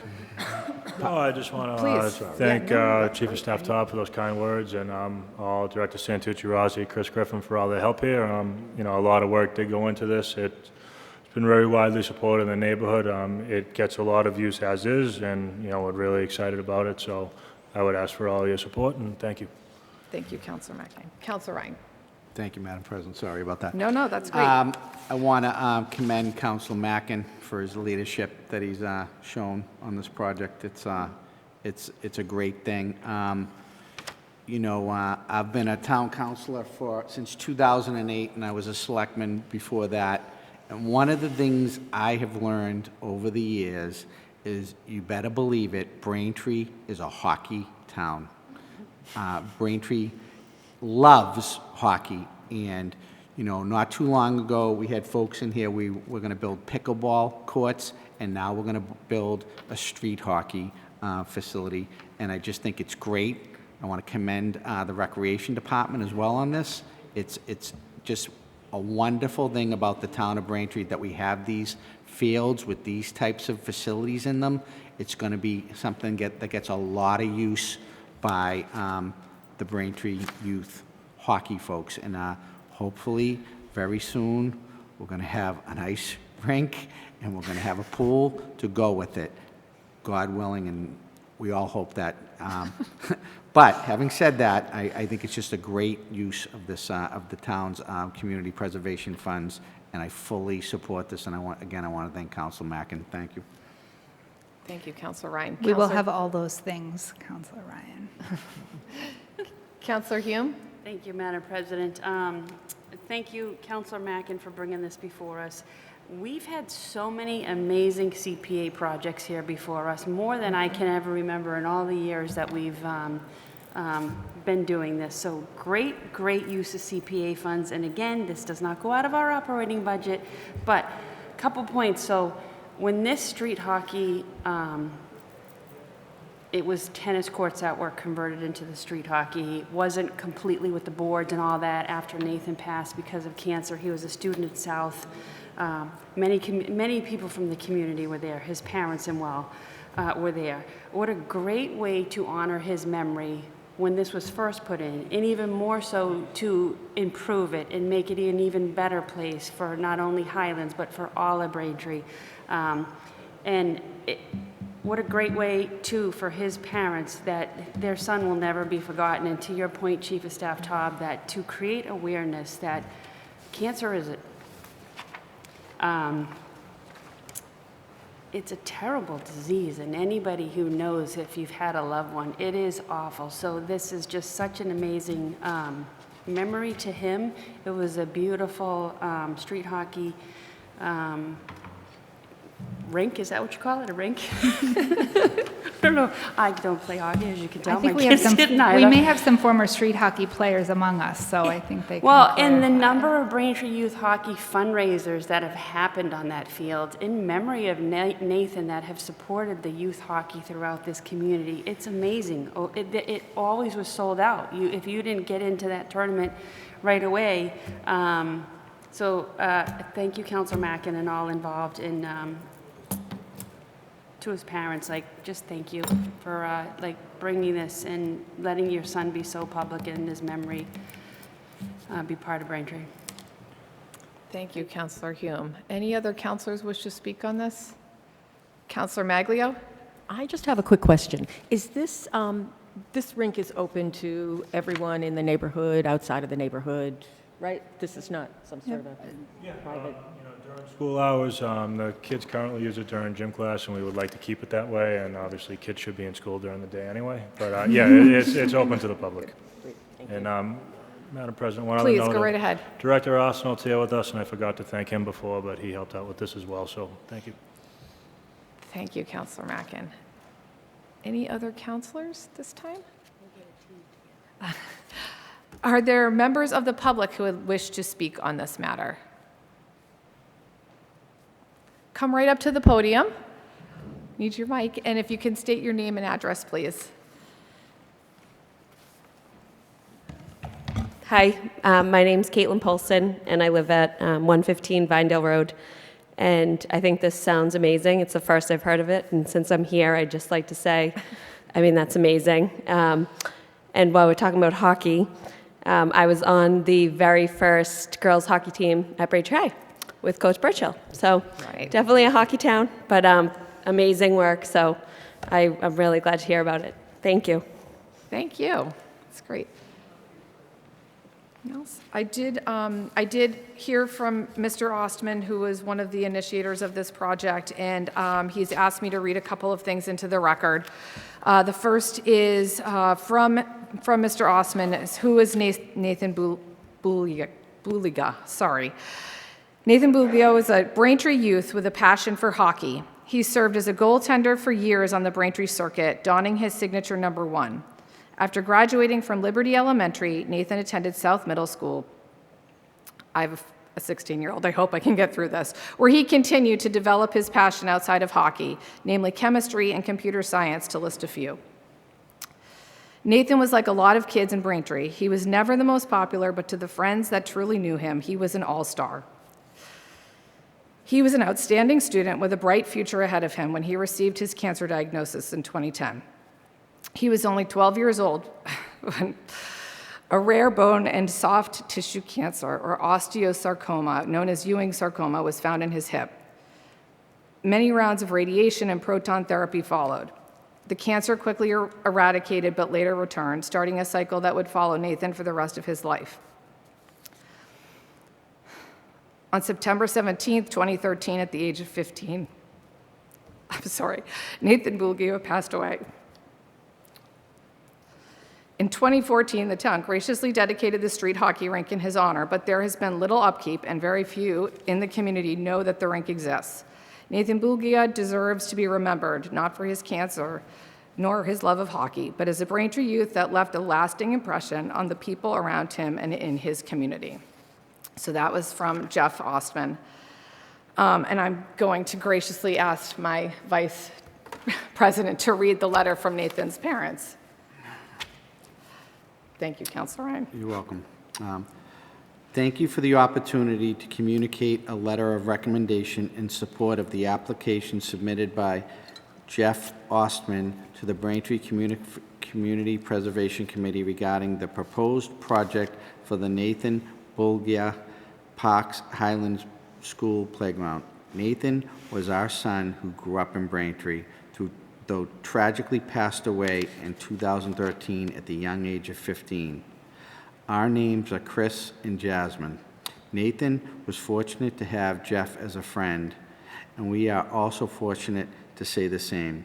Jeff has impressed us with his demonstration of initiative, dedication, and motivation to advocate for his community and also for sarcoma and childhood cancer awareness. We believe the committee will be impressed by these qualities that he brings to this project's proposal as well. The location for the proposed project for the Nathan Bulgia, I hope I'm pronouncing that right, Park Highland School Playground brings forth a variety of memories we have related to Nathan and related to the Braintree community as a whole. Nathan participated in Braintree youth hockey as a goalie, and his teams would on occasion have practice on this site when ice time was not available. At the time, it was a convenient, nondescript, flat paved space that was available for the team to build upon their skills together. Years later, and after a brief time after Nathan had passed away, we were approached by people who knew Nathan, were associated with Braintree youth hockey, and were working on a project to update the location. They asked if we were okay with them dedicating it to him. We were honored by such a heartfelt, community-driven gesture and agreed. Not long after its unveiling, a street hockey tournament was held there, and it was a wonderful event with many families enjoying the day. If we fast forward to the present, these memories feel like a distant past. The unfortunate decline in the condition of this location has been a heartbreaking visual representation of the impact of passive neglect. The preservation and restoration of this community outdoor recreational space holds great potential for outdoor recreational opportunities for all ages.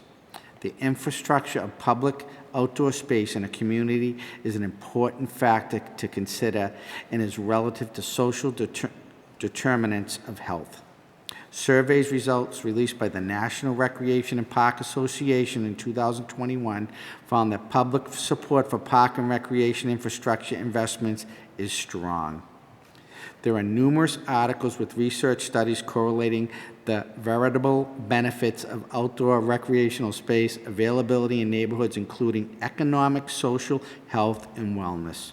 According to Gladwell et al., 2013, the perception of an outdoor space, including its aesthetics, may influence overall levels of participation and impact opportunities for outdoor exercise. Safe and aesthetic outdoor recreational space is vital to a community. There is potential for building this space back better and thusly promoting expansion of recreational opportunities, plus additional positive social determinants of health benefits within Braintree. We fully support and have confidence in Jeff and his commitment to the Nathan Bulgia Parks Highland School Playground proposed project. Thank you for your time and consideration. Sincerely, Chris and Jasmine Bulgia, 413 Pearl Street. Thank you. Thank you, Councilor Ryan. And I want to also point out that this is, I echo all the sentiments of my colleagues, but a resident started this effort. So this is a great example of, an idea coming from the residents. Thank you to Councilor Mackin and to our Parks and Recreation team for helping to get it across the finish line. So this is just shows the grassroots effort and the passion in this town that we all have to take care of each other. And I'll be fully in support of this evening, and maybe we can revive the street hockey tournament. So, Town Council versus Parks and Rec.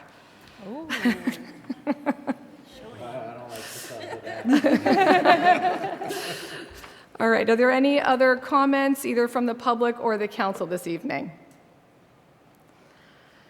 Right, with that, we'll make a motion to close the public hearing for Order 22019.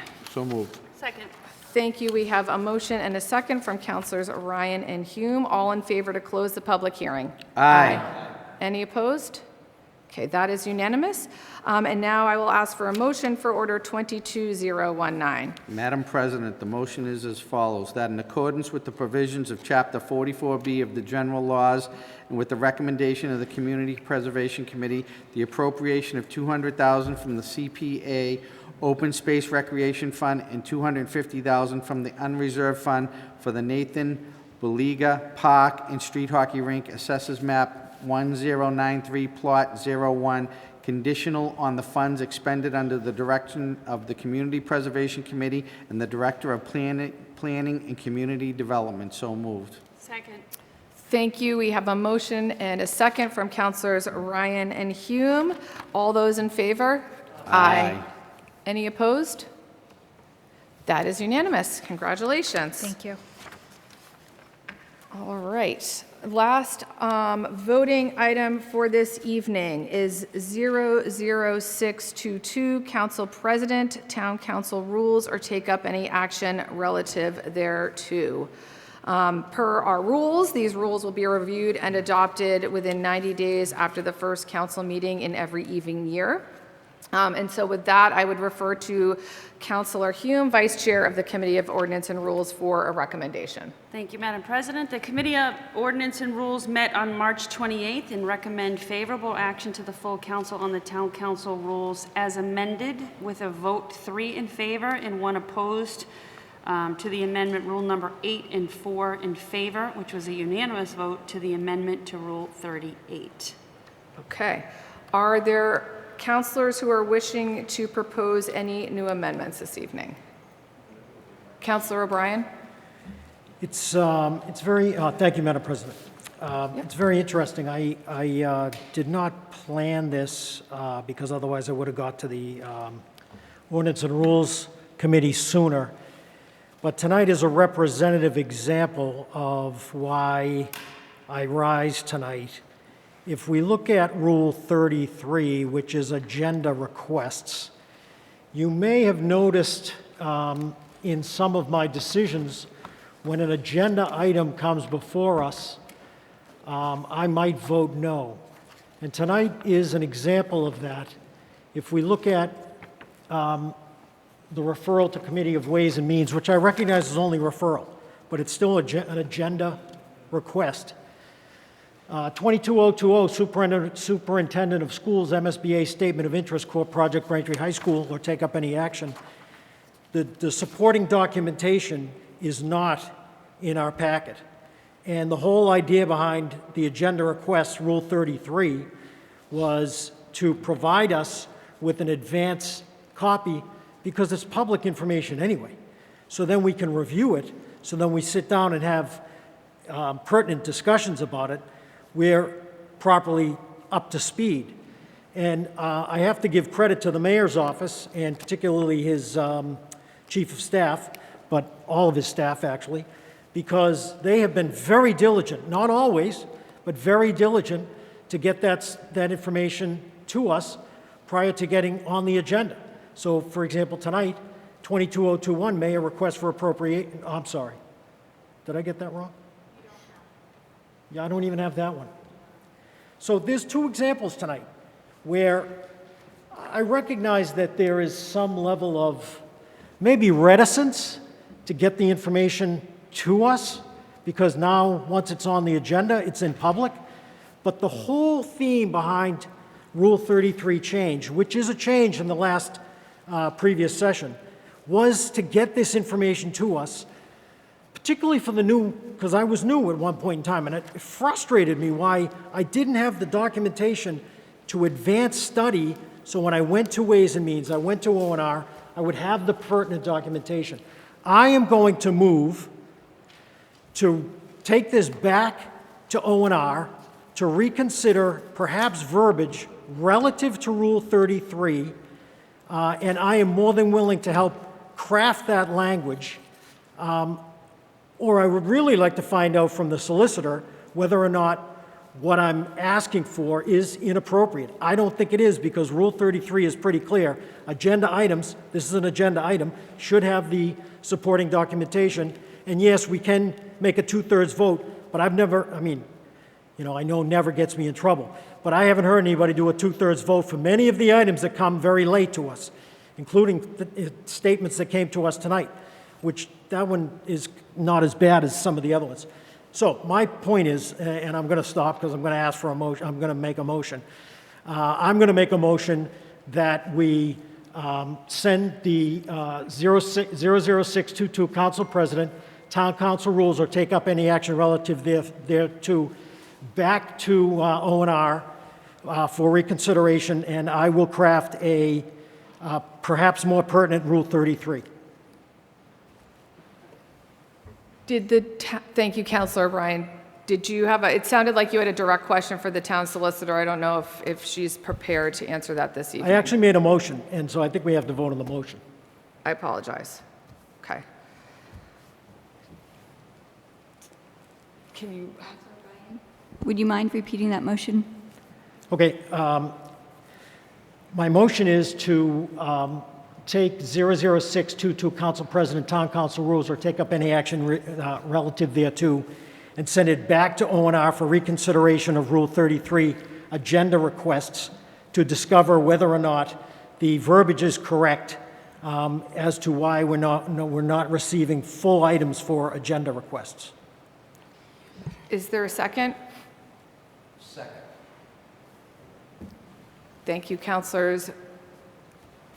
Okay, we have a motion by Councilor O'Brien, second by Councilor Reynolds. Councilor Ryan? For discussion? Yes, thank you. So I'm going to support this to send it back to committee to talk about, because I really don't think we should be having in-depth conversations here about it. I think that's what committees are for, to have in-depth conversations. Having said that, the previous speakers giving examples of things that are being referred to committees and having all the complete information on something that's being referred to a committee, I don't think that's the spirit of the rules of the town council. I think, when we have items that we're going to be voting on that night or addressing that night on the agenda, we should have all the information provided to us previously to give us time to review it.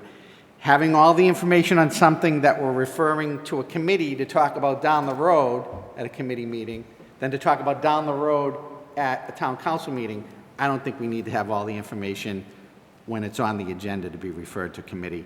So I would not agree with that, but I don't think we need to settle it tonight, so I'll support sending this back to committee. Councilor Reynolds for discussion. Thank you, Madam President. For discussion, although I agree on many things my good friend, Councilor Ryan, has stated, I think in this particular case I would disagree. Due diligence is an extremely important part of our job here. The sooner we have information, the sooner we begin to understand what exactly is being asked, what this council is asked to vote on. Detail is very, very important to me. I speak personally for myself. I see the performance of other folks in this council who also, I think, appreciate that prior information. If something is going to be put on the agenda, even for a referral, and I think that Councilor O'Brien did make a good statement that I can agree with, that even though it is being referred to committee, as a non-committee member, there are items that interest me as well. I do not want to wait till the evening of that committee meeting to get that data or to get that information so that I can ascertain my understanding and the importance of what that issue is. So I would stand in support that this go back to the Committee of Ordinance and Rules for us to have this discussion in a more suitable understanding. Thank you. Thank you, Councilor Reynolds. Councilor Hume for discussion? For discussion. Thank you, Madam President. When this rule was added, I believe last time around, I was supportive of this, and the language that is in here is that the agenda shall be delivered to the council no later than Friday preceding the regular council meeting. The spirit of this and why I supported this in the past was the regular town council meetings. Yes, we should have all of our documents in place before a meeting, and I agreed with Council O'Brien on this in the past. We were not always getting our meeting documents for a full council meeting. The subcommittee, as chair of a subcommittee, if you don't have your documents, you don't hold the subcommittee meeting. There's no referral on here that says a meeting has to take place an X amount of dates. Like, as the chair of each committee, you're setting those dates. So I don't believe, and